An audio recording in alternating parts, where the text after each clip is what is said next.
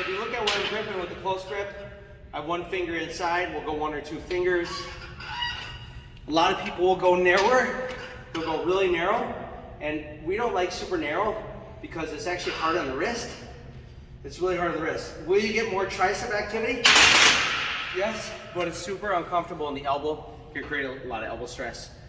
And remember, you're gonna, as soon as you unrack, you're gonna twist those elbows in as you go down. So I'm gonna teach you how to find your optimal grip for just normal benching, whether it's a flat bench, barbell benching, barbell incline, barbell decline, and I'm also gonna show you close grip. So I'll show you how to do both of these in this video, in this segment. And typically at Higher Power, we typically favor more of a moderate grip. We don't like to go super wide, we don't like to go super narrow. The reason is when you do wide grip benching, you tend to put a lot more force in your shoulder. You're about 1.5 times the force. And one of the things we know is that world-class bench press, athletes, power lifters, these guys tend to be able to lift for a long time, very heavy weight. They tend to favor more of a narrow grip. So we tend to do a little bit more of a narrow grip. So to first define just your optimal grip, what you do is you go just stand shoulder width, feet a little narrower than shoulder width, bring your thumb to your thigh, and then just kind of come straight up. That's going to be about right for most people. Now you can come in a little bit narrower, you can come out a little bit wider, but this is going to be here, and then we'll adjust it from there. It'll be for your classic grip. So now I'm going to go ahead and lie down, and we'll show you from a different angle. So now here's about my width from my thighs. I'm just going to go ahead and go down. And I actually like to go just a little narrower from there. So for me, what I like to do is I like my first knuckle to line up with the bar right there, and then wrap the thumb. And that's one technique. There is another technique you can do too. You could usually put, for a lot of people, they may also want to just take the tip of their thumb and line up with the knurling and the smooth part and wrap there. If you like just a slightly wider grip, but I like slightly narrower. So for me, I like this position. Now for a close grip, typically for most people, we teach one finger in or two finger in on the smooth. So that's how you do close grip. And then of course, wide grip for me would be out on these rings right here, pinky on the rings. So it's gonna vary based on you, but that's what we found to be best.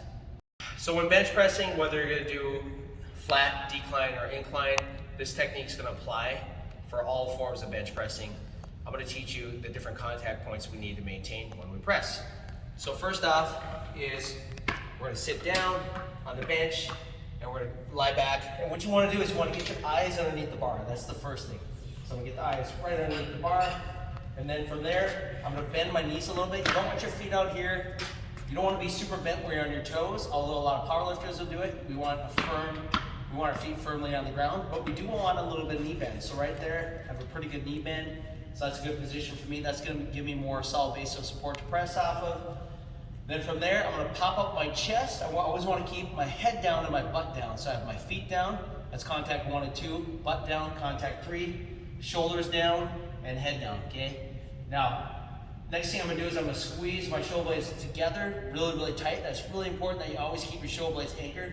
So squeeze together, I'm gonna get my grip, and then from here, I'm gonna press up the bar. If you have a spotter, it's always good to have a spotter on the bench, not only in case you get stuck, but it does save your shoulders. If you're always unracking on your own, it's a little bit harder on your shoulders over time. So first thing I'm gonna do is I'm gonna press up, straight, bring the bars straight forwards. I'm gonna turn my elbows in a little bit, and then I'm slowly gonna come down either to the chest, or the biggest thing is range of motion. We always want a pain-free range of motion. Ideally, we're coming down to that chest, but if you're having a lot of pain, then you should use a range of motion that would be different for you. Maybe you would put a towel on your chest, or a board, or you would just simply stop. We want maximum pain-free range of motion. And another thing too, as far as with this grip, I always want, when I press, you don't want your elbows flaring out with any type of grip, okay? Whether you're super wide or narrow, you always want your elbows turned in a little bit. As you press, your elbows are turned in as opposed to being up here. If your elbows come above your 90 degrees, you're gonna have a lot of pain in your shoulder. You're gonna create shoulder problems in your shoulder. So keep your elbows down, below your shoulder, ideally somewhere between a 45 and 60 degree angle. One thing we should talk about is bar path too.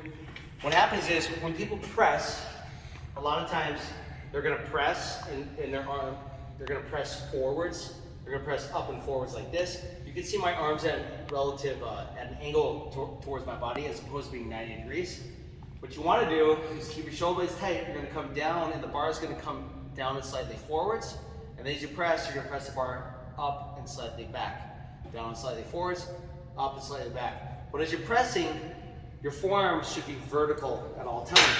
So what you want to avoid is, avoid pressing forwards like that.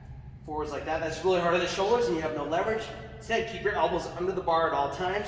Press up and slightly back, down and slightly forwards. And what you're doing is you're literally approaching, in the flat press, you're going to be approaching your sternum. So you're always controlling down and your target is right around the sternum or right around the line of the nipples and slightly below.